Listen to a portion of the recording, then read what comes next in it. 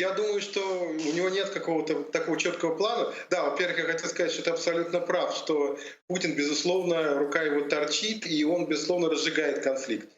Конфликт ему выгоден, как я уже Мгм. сказал, потому что он сразу становится здесь. Он же любит играть такого пахана. Он, значит, пахан, а все к нему идут на провеж, да, и просят у него Ну чего-то. да, Для него решала, это решала такой, да? решало, Да, да, ага. решало. Мгм. Вот оно, это ему дает такую позицию решала. Это очень выгодно. И, собственно, это, ну и отвлекает от его преступлений тоже последних лет вниманием международной общественности. То есть конфликт ему, конечно, выгоден, но он не хочет жертвовать ни Арменией, ни Азербайджаном.